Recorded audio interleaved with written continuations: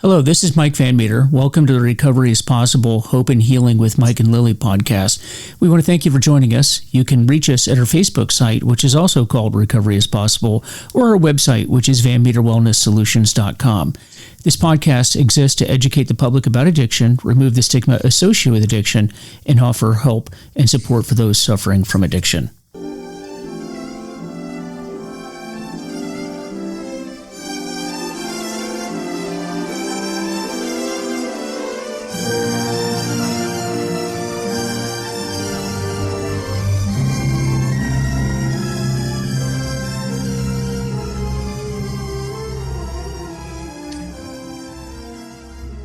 Hey everybody, this is Mike Van Meter, and welcome to Recovery is Possible.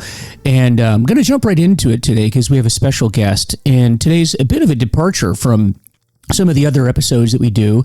And I want to give a little just sort of background as to how and why we have this guest today and how we found each other.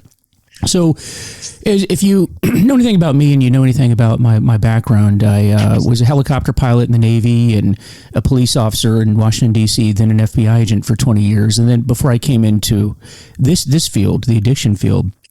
And but, you know, I still have sort of that military side to me. And I'm watching YouTube videos and I come across a video, and there's a man named Taylor Cavanaugh who's going to be our guest today, and I'm watching him, and he's telling his story. And we're not going to rehash his story today because it's a bit of a long story, but a fascinating story. So definitely check him out if you want to know about his story. Is a Navy SEAL, then became Legionnaire in the French Foreign Legion, and did that. And by my knowledge, I think he's the only person that's ever done that. Very fascinating story and how that came about. I want you to check that out in his story. However, the reason why I asked Taylor to come on to the program is he talked about why that decision to go to the French Foreign Legion came about, and then where that progression and that journey of where he is now mentally, physically, spiritually, those types of things. Because as you know, that is so important in recovery, having that spiritual awakening if you want to get into long-term recovery. And that's what we're going to focus on today, is that part of it. I want to hear that part of the story. Again, check out his story. Lots of information out on the internet about Taylor. But we're going to focus on where he is today and how that came about. So with that, I want to welcome Taylor Cavanaugh to the program. Thanks, Taylor, for coming on. Dude, Mike, I appreciate you, and I appreciate everybody for tuning in. And that's a pretty good 30,000 foot overview of, you know, the path, and woven in between that, because I do think it's important to touch back on, you know, how we arrived at the current junction. I come from a family where alcohol and drugs was not my mother, but my father, as a prior Marine, struggled right in and out of the rooms and programs. And I was, as a child, brought to some of those rooms of, oh, you have a father who's an alcoholic. And so I was young and I saw a lot of chaos and turmoil surrounded by the complexity of the problems that come from vices, right? And abuse. And so always had love in my family, was always supported, but it was chaotic. And so whether that be programmed in or with genetic or whatever, I had this propensity towards that life. And as high school arrived and into college, you know, that progression of, you know, starting to lose things, as people are aware, you know, I grew in scholarship opportunities, car accidents, just chaos, piling, problems. And then the arrests kind of started, and that progressed into my college years. And I ended up after 5 universities and getting kicked out of schools and kind of getting my life right and having these moments of clarity and then losing my discipline again. And I had stacked quite a bit of problems administratively when I graduated from college to get into the military. And so I had to go to jail. Now I'm in jail, 23 years old, in a lockdown facility, kind of freeing up my probationary term so I could actually just attempt to get in the military. And that's where this process brought me, was this and I couldn't see it yet. It was this lack of self-awareness, lack of maturity. Just I couldn't see how my actions were really going to affect my future. I didn't have, some people are an old soul. I'm a very young soul. I think I had a lot of learning to do. And so this brought me to this junction where I had to get moral waivers, conduct waivers, all these different things to get into the military, tattoo waivers, and all these different things. And then I went into the SEAL pipeline. I had a long road of letters of recommendation, training with active duty SEALs, all these meeting people face to face for long periods of time. Took me about a year taking the SEAL screener once a week and getting FaceTime with these guys to get a contract, ship. I go through all that, go through the pipeline, get picked up at SEAL Team 7. Pretty locked on during those pieces. I had some slip ups along the way, but I was pretty focused. And I'm saying all this stuff just so we kind of can understand the progression, right? As things start to stack. And then I was still navigating it and failing forward in some capacity, but making things very, very challenging on myself, right? Just to get in the military. I had some close calls while I was in the service with arrests, and drunken publics. That was like that's when I was getting picked up, walking home from the bar. Not a lot of like anything beyond that, really. It was like, a DUI when I was in college, some driving on just a lot of dumb shit related to alcohol and partying is really what it was. And in the SEAL teams, I was on this upward trajectory. Golden boy, right? Early promotes, sniper, JTAC, all these different good quals very early on, a lot of responsibility. At work first, leaving late, I loved it. And very focused. And as we know, these peaks and valleys, as you have these upward trajectories, right? It wasn't that I got comfortable. It's just, you play with fire long enough, you're going to get burned. And, I would go as hard on my time off as I would in at work. And I get in a bar fight. Now I'm dealing with an aggravated assault. Here's another problem from my actions relating to alcohol and all these other pieces. And so now I'm fighting for my top secret clearance. Now I'm actually fighting for my freedom because they were offering me 6 years in prison plus 3 parole.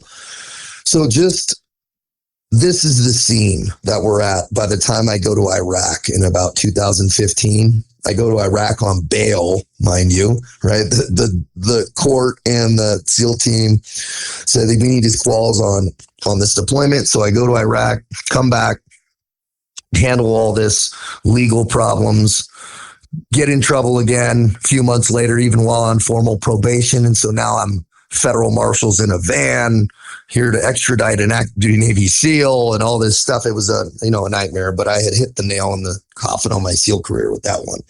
And so 7 years in, now I'm going back to jail, clearing up this stuff, and I'm walking out DD 214, completely out on a general discharge. And now I'm heading into no governor, right? I walked into a really good job as a supervisor for a residential developer. I had worked a lot of contacts. I was always very good at developing connections and maintaining good friendships with people. And so I had this dual side of me, right? And this is part of integrity is what I started to I didn't realize it then, but what I realize now is having integrity is not being divided against yourself, right? I would have these actions and have this vision of who I wanted to be and who I was trying to build. And then my other actions on the other side of the coin were totally misaligned with that, right? Very high risk. And you can't bend reality for too long before all this stuff comes crashing down. And it did, as we'll talk about, going into that gap from military from the military right into a civilian sector job is now I'm taking Adderall, Xanax, smoking weed every night because it's legal. And building a cannabis distribution company, which now I'm the CEO of. Now I'm working for a venture capitalist and pitching decks for millions of dollars for his other businesses, working in a high rise. And so the lies we tell ourselves, and the lies I was telling myself was, hey, I'm successful. I got the girl, I got the house, I got all this stuff going on. Obviously what I'm doing is working, right? That was the lie that I could tell I was still going to the gym, still doing all these other things that were better than probably 99% of people, but it doesn't matter if we're not living our best life. And I was absolutely not. And I didn't really realize it yet, but I would find out the hard way.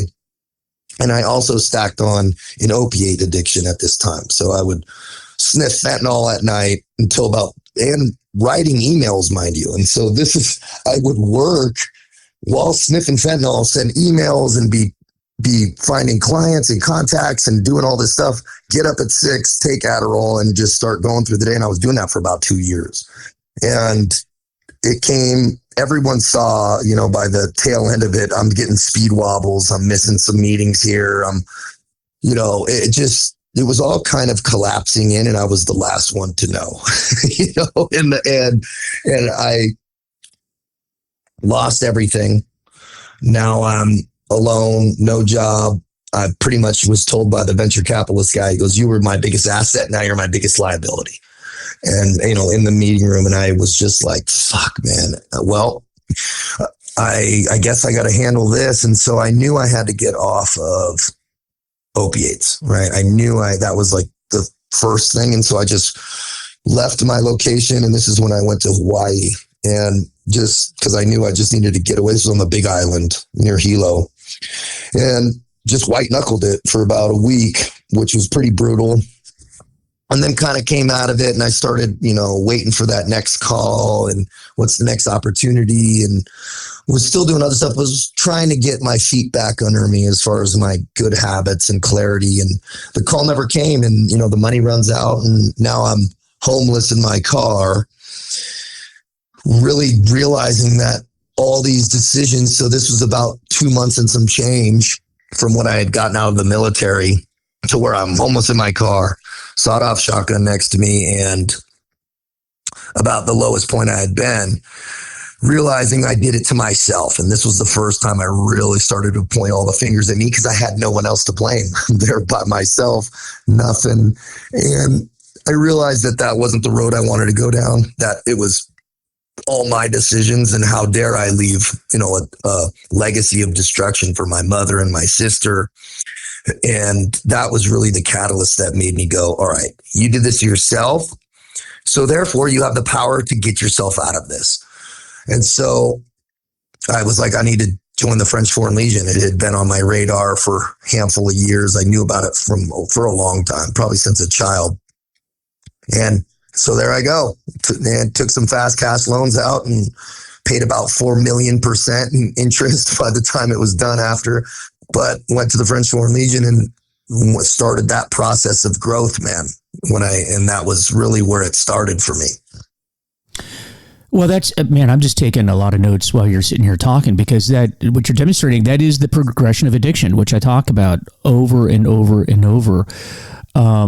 Now, as I watch your progression, and again, folks, watch the YouTube videos where Taylor, he actually goes into great detail about, if you're interested in that process and what he went through. And it went, I couldn't listen, as a military guy myself, and having gone through boot camp and having gone through flight school and having gone through training, what fascinates me is, here you are, you're in boot camp, you're this former Navy SEAL, here you are, you're in boot camp, and anybody that's been in the military, you know what boot camp is like, and you're being yelled at. But now imagine your drill instructors don't speak English, and no one around you, and even the people in your platoon, your company, like nobody speaks English. Could you imagine being in boot camp and being yelled at? And now you're like talking about disassembling and assembling weapons, and it's in another language. I just found it fascinating. But But the thing, Taylor, is, and what I want to focus on is that as I'm watching you, because you do a really good job of talking in detail, mind you, the progression of this whole evolution into you end up in a mountain division and all this kind of stuff. And but while that's going on, one of the things about, and just for background for the listeners, my sense, and you tell me if I'm wrong, it seemed like basically every day was almost like boot camp. I mean, it's like it's like in the military, in the U.S. military, boot camp stops at a certain point, and then you're in a unit and you're doing your unit thing, but you're in a unit and you're treated like you're in a unit, and these are your peers, it's your job. But in the Foreign Legion, it's kind of like you're treated like that the entire time that you're there. It never stops. Now, most people would rebel against that. And, most people are like, hey, when does this stop? When are you going to treat me like an adult here? And most people rebel against that. And some of the punishments are, while you're in your unit, like, building the pyramids that they make you do and all this stuff. Like, you just don't see that, at least not where I was in the U.S. military. You just don't see that. Not when you're out in your fleet squadron. You would never see that. But instead of rebelling against that, you took that as an opportunity to reset. You took that as an opportunity to go. I could sense in you, in hearing you talk about it, that's where your strongest growth occurred. Did it not? Oh, yeah. Yeah. I mean, we there's no growth that happens in comfort. Darwin talked about that in Origin of Species, right? You need external friction, external pressures to actually fuel evolution. And I was in the pressure cooker of it. It was a baptism in humility at a massive level. And I was resistant to it at first. I really was like, man, am I going to be able to do this? And do I want to do this? And then I realized the only real way I was exactly where I needed to be, just by God and destiny. But the fact that being that here's where I was. And all my decisions have culminated to this. So obviously this isn't where I needed to be. And so scrubbing the toilet, hey, Navy SEAL, come scrub this toilet and this and that. I said, okay, cool. And I would just do it with out of survival, really, or out of necessity. I decided to do things with a good attitude, no matter what it was. It wasn't all perfect, but I really was reading a lot of Zen, Proverbs, and, Stoic philosophy, and looking internally at how do I make this situation work for me and not against me, and taking all these difficult people I was dealing with and, okay, what is this person teaching me, whether it be patience or tolerance or whatever it is, and just starting to turn things back into me. And it was bringing back my power rather than relinquishing it. And that was the beginning. And that was actually where I started to, because mindset is where it starts. It was just a different approach. So I started to paradigm shift how I viewed the world. And I realized that I actually needed this time. It felt like my brain was healing. Things had been simplified, washing my socks in the sink and this and that, and just marching. And it was like, okay, I'm just going to focus on self-development, right? I'm going to focus on self-actualization, and that's all I'm going to focus on. I don't know where this path's going to lead me. And now I'm, a Legionnaire, only one to have done it as far as the records show. And I'm deploying. We go to South America. We do some stuff on the Russian border in Estonia. And so I'm getting some promotions. And so I'm starting to kind of get comfortable in this spot. But I realize, okay, what's next? Right. And now, mind you, through this time, at the beginning, I had some slip ups, out in town or just whatever, but I was still a little lost, and I still hadn't dialed back in no major issues, but little slip ups. And I go, okay, I can't do this stuff anymore. And I remember very clearly, like I had gone to some girl's house, at late at night, and I had seen another girl the night before. And so I'm walking down these stairs, and I remember thinking, man, I don't want to do this anymore. This isn't the great man I'm trying to build. And so I made this decision that I'm just going to hold myself to a higher standard, whether it be, pornography and drinking and going out and women. And I just was like, I need to clear this stuff out of my life. And that was a huge catalyst, because then that was really made me look at myself and my daily habits. And I thought back, when have I ever been happiest in my life? Well, it's when I was more disciplined. So I started getting up earlier even than even the Legion made me. I started having deliberate prayer and gratitude and be more intentional, right? This intentionality really is, I brought back the intentionality with all things, from morning process to what I was eating. I was tracking my food. I was training on a more strict regimen rather than just kind of going and doing whatever I wanted. All these pieces, I started to feel better about myself, and I started to kind of rise up, and I go, okay, well, what's next? And Ukraine was kicking off. Also, I was looking at mercenary groups in Africa, and I just had this because I realized I still wasn't happy. And I went, oh, where does this end? Now I'm in my late 30s, looking at where's the next mercenary group, that I'll go to put a label on you as a Mike, and you as a guy who's had titles in his life. It's different when you move past that and you realize, you're not a helicopter pilot. You're not an FBI agent. You're Mike, right? And who is that? Because the badge gets put down, the uniform gets hung up. Well, who is that man then? And that really was when I started to go, I got to start looking internal, because these external validations are fleeting. They're just these temporary fixes for something that I'm trying to fix in myself. And that's when I really started to dial in my reading, my wake ups, my training, my this, my that, and being intentional about who I wanted to be, not what I wanted to do. And my whole life, I was very intentional about what I was trying to do next, and never who I wanted to be, which was the most important part of all this. And that's why I kept having these rotational seasons of self-sabotage, where I would kind of crest and then break it all down, and crest and break it all down. So then I started having good days, right? I started stacking all these good days. My baseline of my vibrational frequency was higher. Even in the Foreign Legion, I was having good days every day. And for a while, year, 2 years. And then I'm going, okay, well, maybe I should start to share this with some people. And that was, and I realized I had, streamlined, ditched the vices and ditched, I wasn't a monk, but I was so different than who I had been, and was so focused on so much different stuff. I was focused on the greater, and the lesser started falling away. And the more I focused on the greater, the more the lesser started falling away, because it didn't fit into the picture of what I was building. And that's when I decided to share what I was doing in my path. And it wasn't something I really aimed to do, but I had been thinking about, how do I transmute this message and get it out I was suicidal in my truck, and now I'm having good days every day in one of the most challenging places in the world to have a good day. And that's when I shared my story, and I've just continued to do that, and it really resonated. Man, I can't.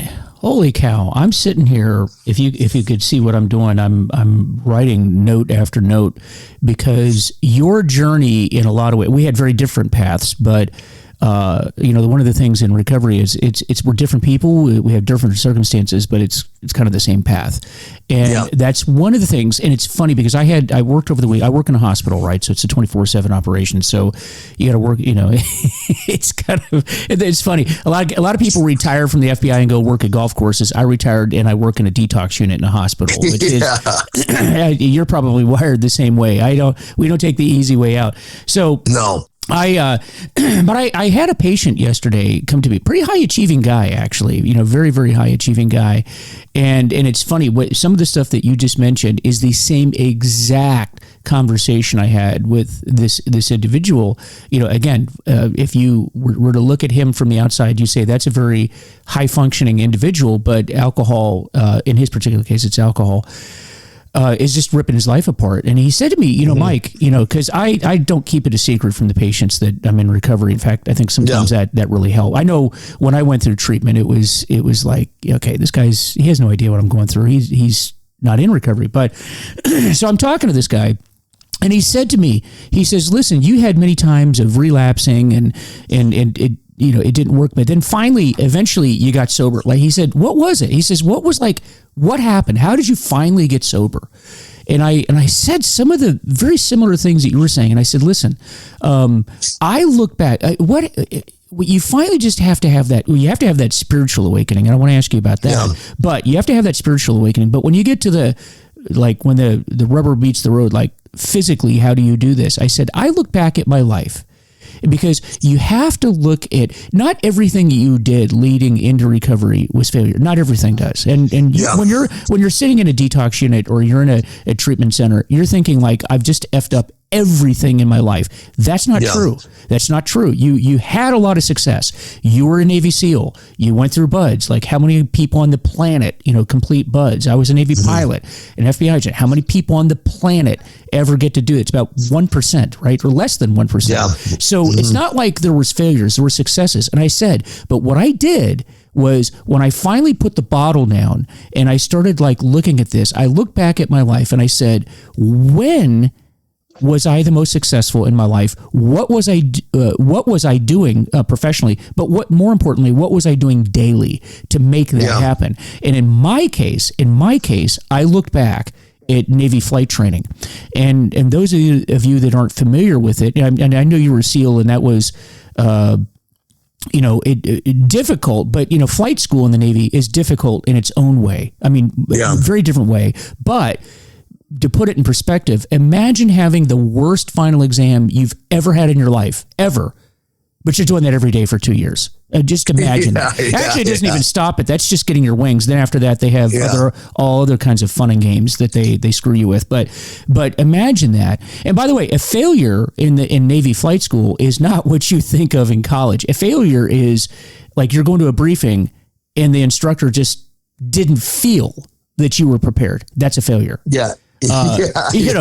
Missing one question on an exam is anywhere else that'd still be an A. In Navy flight school, it's a failure. Now you get two of those. You get two of those, which you can in theory do in one day. You're done. You're done, and you get weeded out. So having said that, I remember, I came out of college, I came out of college, I'm in flight school, and, a month ago, my biggest decision is what frat party am I going to go to? And now it's like I'm hanging for dear life. And what it did though, was I had to be very, very disciplined and, like you said, intentional. Like when it came to studying, when it came to, in flight school, there's a lot of we call them monkey skills too. It's not just academic. You got to be able to do the monkey skills too. There's a lot of pressure, and they do that just like in BUDS. They do that for a reason. They want to see if you can handle the pressure that you're going through. And that was the most locked. Taylor, I'm telling you, that was absolutely the most locked on I was ever in my life. I've never matched that actually since then. But I realized that when I got into recovery, I knew that that's when I had the most like personal success, that personal discipline. So the reason I say that is when I got into recovery, I remembered that, and I'm like, that's what I'm going to do. The way that I was locked on in flight school, that's the way I'm going to be. But now the subject is recovery. It's not flying in the Navy. It's recovery. And that first year, I often tell people, I call it militant. I went militant that first year, and I was very disciplined. I was going to meetings. If I read a book, it was recovery related. If I watched a movie or a documentary, it was everything. Everything was recovery related, and I was single-mindedly focused on recovery. And guess what? Here I am a decade and a half later, sober.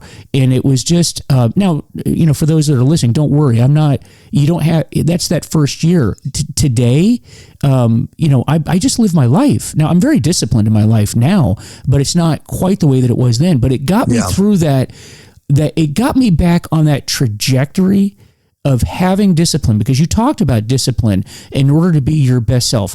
And when you get into sobriety, those of you that are struggling right now, I'm going to tell you, your life doesn't get 100% better. It gets 1,000% better. And you start becoming what you were intended to be. And in Taylor, in your case, when I watch you from afar, I'm seeing somebody now that you realize that your purpose is helping others, because that's a big part of recovery too, is helping other people get well. And in the business that you do, in coaching people and developing people, and in fact, you even told me before we came on the air here that you said that it's more important to you to be working with those people than it is to even just talk about the military in the past, because that becomes your function. That becomes your purpose on earth, is to help. Like, we've gotten ourselves better. We've gotten to where we need to be, but now it's about helping other people get to be what they need to be. That's what I'm observing in you. Is that correct? Oh, absolutely, man. The natural progression of a great life is self-actualization and then the transcending of self. There's no great fulfillment in self-actualization to the grave, right? It just was, is that really the point? I would submit and argue that it's definitely not. And people aren't fulfilled by just filling their cup consistently. At some point, it's going to start overflowing. And if you're not pouring into other people, you're going to find that there's a lack of purpose, or there's a feeling of lack of fulfillment. But you got to self-actualize first, right? You have to prove the system that what you do works, whatever that might be. So this is the process that I was on, and talking to the spiritual piece. I think this is an important part of what we need to dive into, and what you like to dive into also, Mike, is my entire life. I wasn't raised particularly in a religious household. My parents, believed in God or went to church sometimes, but my dad was in and out, and it just wasn't pushed. But I was also exposed to other things like Buddhism and different religions, and was given pretty much free reign. I always felt like there was a higher power guiding and protecting me. And I've had a lot of close calls, from flying out of cars on freeways to being shot at, to all the number of things throughout my life, and always was protected, and I'm still here, right? And I always felt this guiding force and I've always been a good person, right? There's nothing that I couldn't stand in front of the pearly gates and own to, because I'd never been an evil person or done things that I couldn't tell couldn't be open about, as far as hurting somebody else in a bad way. And so I always felt like I was a good person. And so therefore I was all good, right? But that was where I was falling short spiritually, in that you don't have to be pushing grandmas in the street to be stacking karmic debt. You just have to not be living to your potential and not abiding by that authentic voice of God that guides us internally, right? And I would go about 80% of the way, right? Maybe 70% of the way. And it's like a destination. If you travel 70% of anywhere, you really have gotten nowhere. So I decided that, these closed doors, these open doors, and that authentic voice that was guiding me, man, I really had to start listening to it. And that was that raised self-awareness. And that raised self-awareness was absolutely key to me feeling better about myself. So that connection to my higher power, I call it God, right? And that connection and abiding by these universal laws and principles, what you put out, you get back, and really holding myself accountable to it. Like, did I really do anything that causes me guilt and shame today? Right? They say 85% of the world, I saw some statistic, operates in the guilt shame loop. I think that's probably pretty accurate, right? People do things they're not proud of, and they pleasure seek to get out of it. And it's just this guilt, shame, guilt, shame, guilt, shame. You can't build anything great. And you got to get out of that karmic debt loop to actually become who you're meant to be and allow things to align for you. And I started listening, right? People say pray a lot. I say people are praying when they should be listening. And you got to eliminate a lot of the noise. And that noise is, vices, that noise is doing things that cause you guilt and shame, that loss of emotional control, all these pieces, which aren't our highest self, are noise. And so when I quieted a lot of that and increased my discipline and increased my time of actually self-reflection and listening, I started to move forward. My life started to move forward. Things started to fall in place for me. And I started to see clearly what the next step was. And it was Hey, share your story. Hey, do this. Hey, call this person. Hey, make this move. And not procrastinating on it, not having self-doubt about it, and just moving forward with just massive amounts of confidence and knowing that I was on this hard uphill path to paradise, but it was exactly that narrow gate that I needed to go down.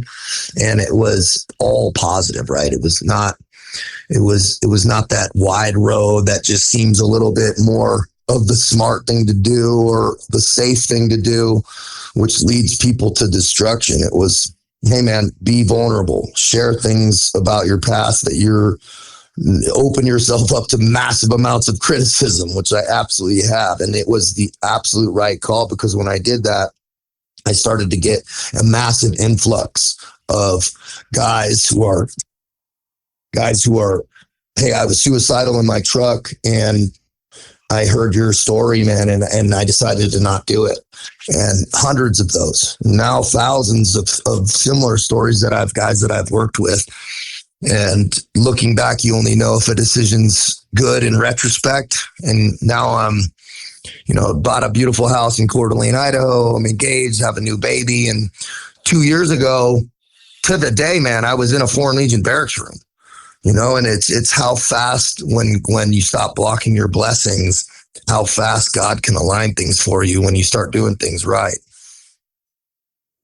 Wow. I mean, that's a powerful story. It really is. And I couldn't agree more. And people always ask me, why do you do what you do now? And it's because that's really what it's all about, is, sharing your story, because I can't tell you, Taylor, how many times I've had, I've been podcasting for a while. I teach around the country. I work a lot with first responders and military, and I'll get emails from people that heard me speak somewhere 5 years ago. Now I don't remember who these people are, actually. I mean, you know how it is when you're speaking in front of groups. I mean, everybody knows you, but you don't know them. But somebody will say, "Hey, man, you said this to me 5 years ago." And, here I am today, I'm celebrating 2 years of sobriety or whatever their situation is. And you don't remember that. But the thing is, every single day you are out there, you have an impact on others. You have an impact on whether you never know what people are going through, and you don't know what part of your story is going to resonate with others. You just don't know. Totally. And what I like about what you're doing, and I'm going to share just a real quick story about how your story relates to mine and why I love what you're doing, is I remember early on in recovery, I'm at a meeting and I have my sponsor, AA, and look, I'm a 12-step guy, so I got a sponsor, but he's old school. He was a Vietnam veteran, DC cop, but he's prior to me. He's like a decade prior to when I was in the department. Mm-hmm. And, old school. We're talking old school. If you could do like a cartoon caricature of an AA sponsor with a cigarette in one hand and a cup of coffee in the other, and telling you to shut. He's that guy. Yeah, and telling you to shut your mouth and to listen, right? That's him, right? Nobody wants to hear you talk. Yeah. If I want to learn how to get drunk, I'll listen to you. If you keep talking, you'll kill somebody in here. He's that guy, right? And I needed that. I needed that though. And so here I am in a meeting, and we had just started working together. I'm early on, and there's a speaker. It was a speakers meeting, and the guy, it was like I think he was the worst public speaker I'd ever seen in my life. I mean, he's you ever been at a speech and somebody's saying and it gets to the point where you can't listen to what they're saying because it's just distracting. And I counted up like 6. By the time I started counting, it was like 60. So the meeting's over with, and my sponsor says to me, "What'd you think of the meeting?" And I said, "Oh, it sucked." And he was like, "Well, why?" And I told him, I said, "Well, this guy, just kept saying, and he goes, "Well, let me get this straight. You spent the whole meeting counting his ums." I'm like, "Yeah, it was horrible." And he just gave me that look, and I knew I was just about ready to get kicked in the face. And he said, let me explain something to you, Mike. Now I'm in the DC area. He said, that guy drove 2 hours tonight from West Virginia to come and give you the message of recovery. Would you think you were getting a professional speaker? This guy took his time away from his family, whatever he was doing. He drove 2 hours to come here to talk to you and the other people in this room. You don't know if somebody in this room here tonight got something out of it. Maybe he said something that saved their life. You don't know that because you were too busy criticizing how he delivered the message. And by the way, he's driving back 2 hours tonight. Yeah. So between the meeting and being here, we're talking 5-6 hours this guy took to come share the message with you and other people. But you were too busy, Mike, because because it's all about you, isn't it? And he said, but guess what? Since you think you know how to do it better, guess who's leading the meeting next week? You are. Yeah. And then he said, now let me ask you, you're criticizing how this guy was and how this meeting was. What did you do? And this was really the pivotal thing in his whole discussion with me was, what did you do to make this meeting better tonight? And I said, nothing. And he said, no, because it's about you. And he said, what you're going to learn is I don't ever want to hear you criticize another meeting again. He said, without telling me what it is that you are going to do to make things better. And he says, now I'm going to admit to you, the guy was pretty hard to listen to. He really was. But you always learn things. He said, what you learned tonight, other than what I'm telling you right now, is you learned what not to do, didn't you? He said, watching that guy speak, it was distracting. So you just learned, don't do that when you're giving the message. So he said, always be learning something from what you're, he says, you looked at the negative. He said, but I looked at what the man did as a way for me to learn what not to do and improve the meetings. He says, that's the shift. That's that paradigm shift. You're going to look at everything now. How can I do better? How can I make things look better? How my doing things the wrong way can be used to teach people how to do the right way or live a better life and have a better meeting. And I see a lot of that in you. And in fact, just in this podcast, I've heard a lot of that. Hey, my example of my life, what transpired in my life, I can teach others what to do. And when you were in the Foreign Legion, you just said it here, as I'm cleaning the toilet, as I'm building the pyramid, as I'm out having to do planks and push-ups, which they did incessantly, it sounds like, the whole time you're sitting there going, but what am I learning from this? What am I, even this guy, because you talked about some of your superiors there that were, kind of difficult people, and you're saying, but me having to deal with this guy, what is it teaching me? How am I going to get better from this? It's a paradigm shift, isn't it? It's like, it's solution oriented, not problem focused. Right. And it's like that optimism sees opportunity. And there was a moment when I remember this Norwegian guy, and he sat down across from me on the table, and he was a very upbeat, jovial type guy.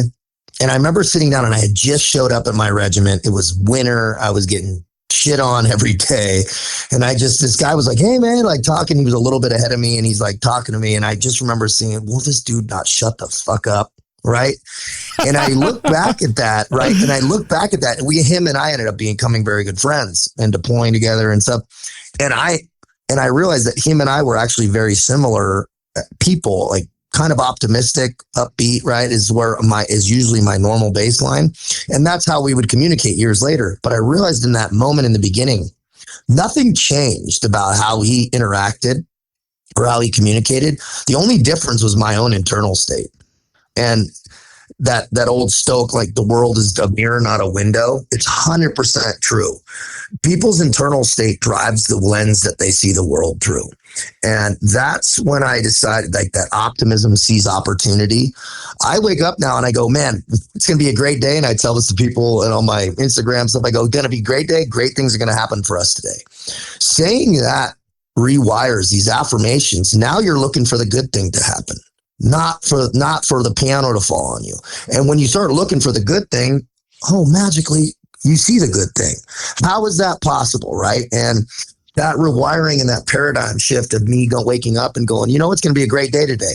I'm choosing to have a great day. It's not that bad things aren't going to happen, but I'm still going to have a great day. It doesn't make a difference what happens. I can still choose to pull the power back to myself. And just to kind of pull this together is we see probably the biggest issue in this world today is lack of accountability and it's disempowering.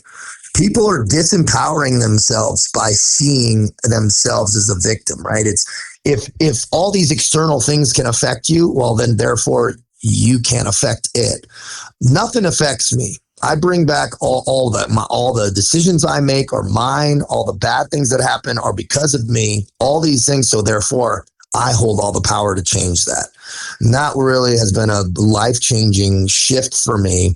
And even being self-aware enough to recognize when I'm in a low vibrational state, when my negative self-talk is starting to pick up, to actually physically move, right? Recognize what things could be affecting that, and to train my brain to not get locked into invasive thoughts, not water invasive thoughts, not feed the dark wolf unnecessarily. It's all these small pieces. It's the Tibetan monk on the hill still gets invasive thoughts, but his ability to close the window on them is world class, right? That's the difference, is not letting these things. It's not that they don't happen. It's what do we do with that information? And so that's my way of being solution oriented and empowering myself to live a great, high quality life and show people what works for me, and maybe it'll work for them.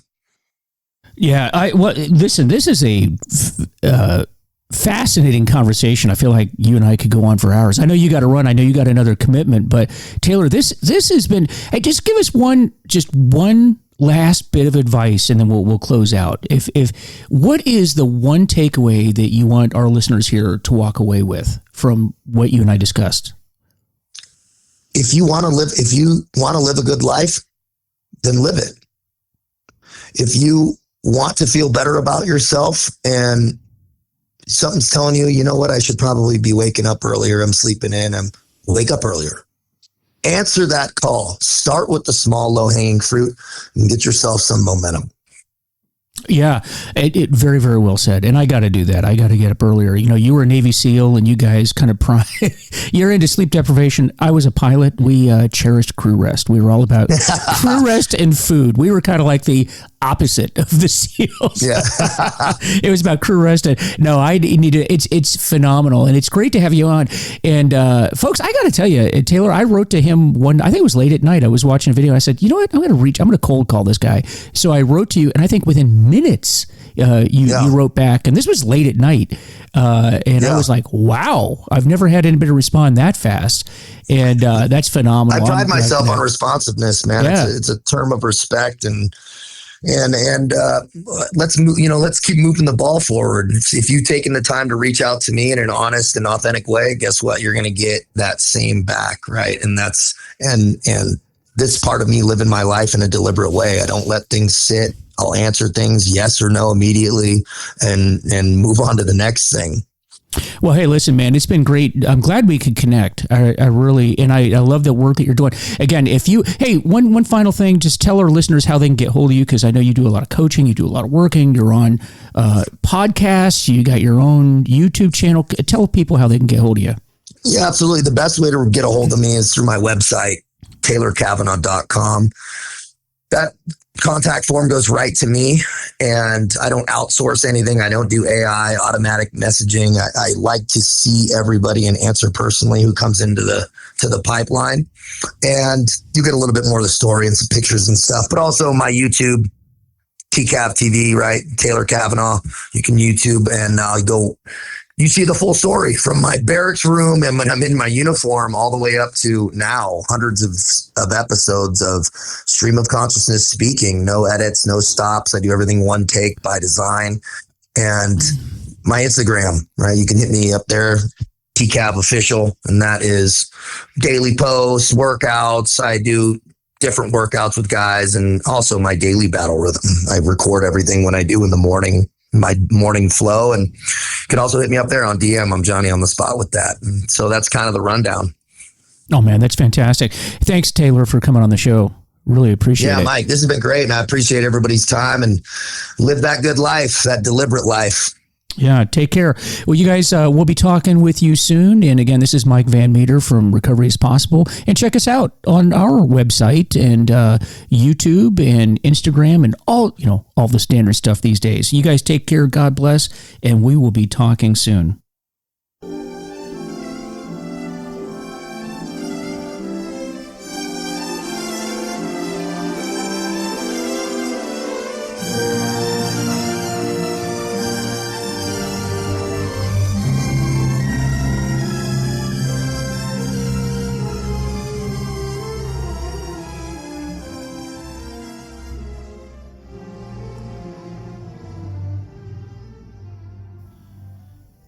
So as I always like to say, I do not represent any group, do not represent anyone other than myself.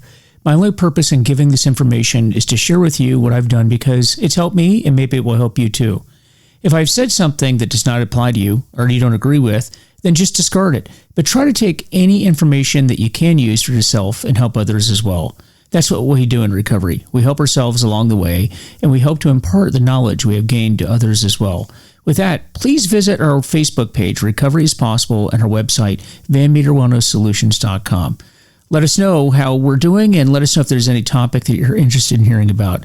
We'd love to hear from you, and take care, and we'll see you next time.